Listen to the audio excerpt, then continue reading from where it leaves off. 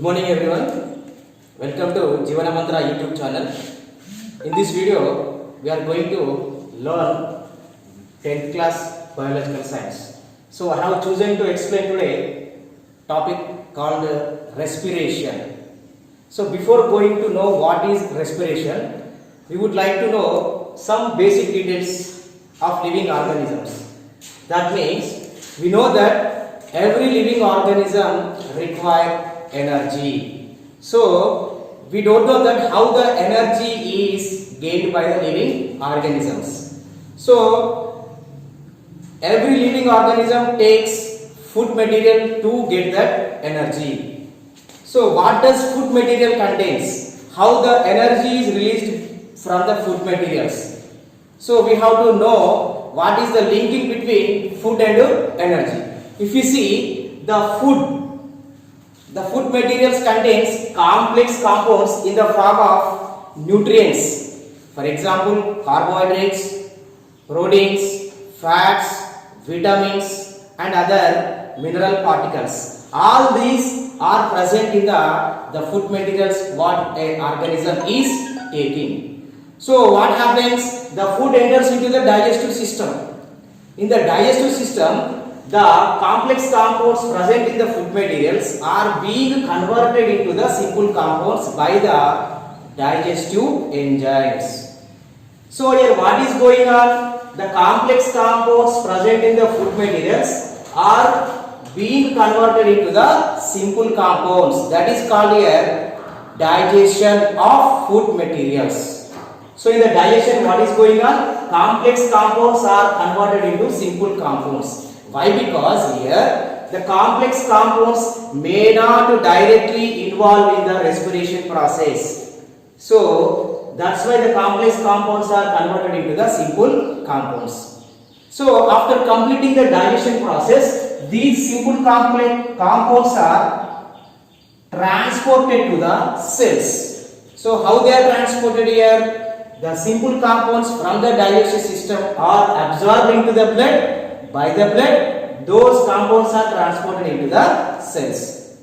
Inside the cells, the simple compounds are undergoing the oxidation process. In the oxidation process, energy is released.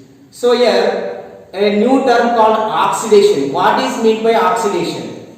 Means here, the simple compounds require oxygen gas. In the presence of oxygen gas only, these compounds are converted into energy.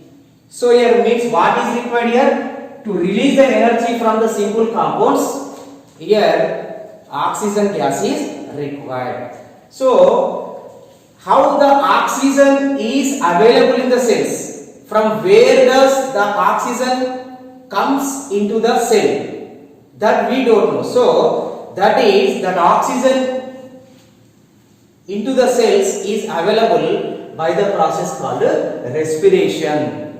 So here we are going to learn very clear in this chapter how the oxygen gas present in the air entering into the cells. So directly the oxygen gas may not enter into the cells because the cells are enclosed by the tissues, then tissues are modified into organs and organs are modified into the organ systems. If the cells are in direct contact with the environment, then directly oxygen gas may diffuse into the cells. But here, in the most of the living organisms, the cells are not in direct contact with the surrounding. So what is required? Some system is required. That system will collect the oxygen gas present in the air and then it goes into the cells. So here that system is called the respiratory system. So if you see in the living organisms, the process of respiration is carried by specific organs in the different organisms. First of all, we will go from human beings. We know that in the human beings, the respiratory organs are what? Lungs. So in all animals, lungs may not present. Instead of lungs, some other organs present. Whatever it may be the organ, but the function of the organ is just collecting the air or oxygen gas and bringing into the cells. So here in the human beings, two types of respiration takes place. That is, one aerobic respiration and another one is anaerobic respiration. So if you see aerobic, the term indicates aerobic means in the presence of air. It means in the presence of oxygen. Anaerobic respiration, here the term indicates anaero means in the absence of oxygen gas. In the first case, if you see the food, okay, the food contains what? The major part of our human diet, food contains carbohydrates and second level proteins, after that fats and vitamins and other mineral particles. So here the major part of the food contains carbohydrates. The carbohydrates are converted into the glucose sugar. That glucose sugar enters after digestion process into the cells. Okay, when the cell receives sufficient oxygen gas, so this oxygen gas is collected from the respiratory system and this glucose is collected from the digestive system into the cells. When the cell receives glucose and oxygen, the glucose reacts with oxygen. It releases carbon dioxide gas, H2O called water, and energy is released. So when this reaction takes place, whenever the oxygen is available in the cells, then glucose is completely oxidized into the carbon dioxide gas, water, and energy. So this is called aerobic respiration. Why? Because here glucose is oxidizing in the presence of oxygen. That's why it is called aerobic respiration. Generally, in the process of aerobic respiration, more amount of energy is produced. That is approximately we calculate that 686 kilocalories. Okay. Then second case we see the same glucose is reaching the cell, but at that time in the cell there is no proper oxygen level. Means glucose is not receiving the oxygen. There is no oxygen level. What happens? Here also respiration takes place, but what happens here? The glucose is incompletely oxidized or may not oxidized. Then the glucose is directly converted into the compounds like ethanol and lactic acid, and the carbon dioxide is released and energy is released. But in anaerobic respiration, when the cell enters into the glucose, if the cell not gets the proper oxygen or sufficient oxygen, it undergoes anaerobic respiration and glucose converted into ethyl alcohol. The formula is C2H5OH plus carbon dioxide is released and energy is released. Here only less amount of energy is released in the anaerobic respiration process.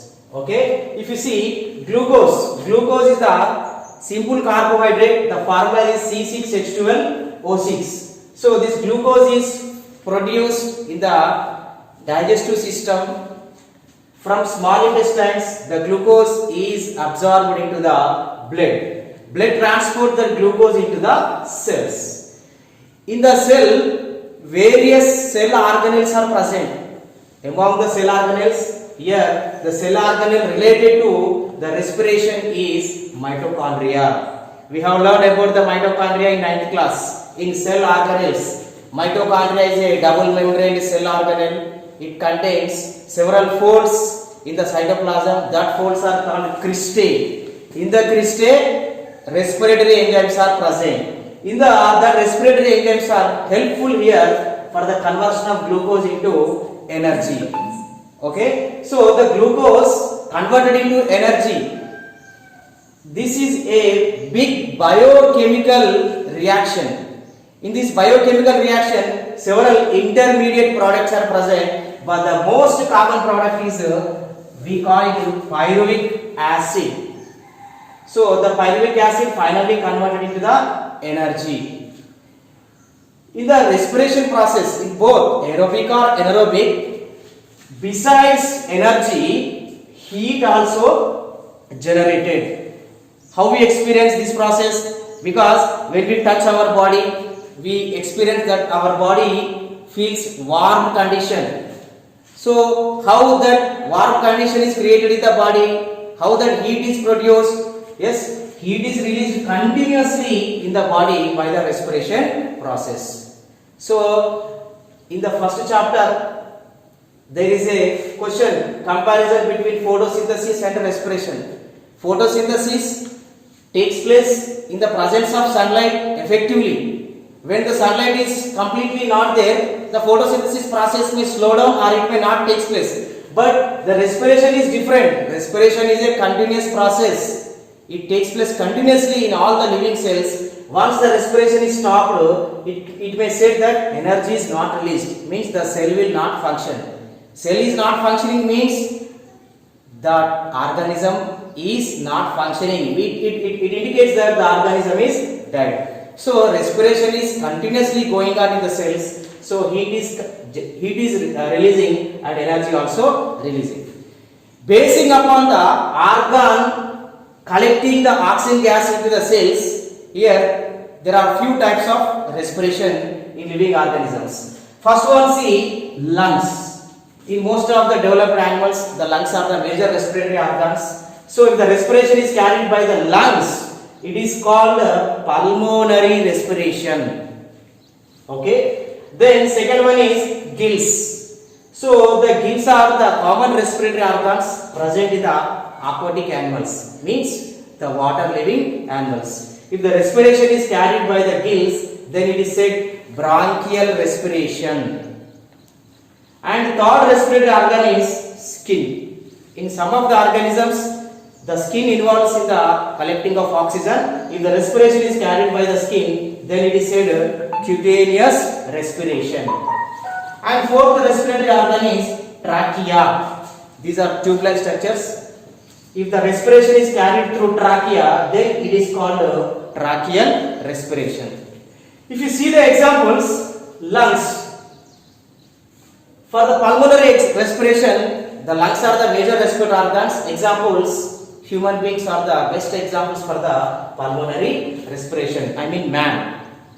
And if you see the gills are the major respiratory organs present in the aquatic animals like fishes are the good examples for the bronchial respiration. And if you see the skin is the major respiratory organs like earthworm and salamanders. In these organisms, the respiration is carried through cutaneous respiration. And trachea. The trachea are the important respiratory organs in almost all the insects. So, insects carries respiration by the trachea, then it is called tracheal respiration. So, next in the next lesson, what we learn is how the air enters from external environment into the lungs. We will see the scheme how the air from environment or from surroundings enters into the lungs. Okay, thank you for watching this video.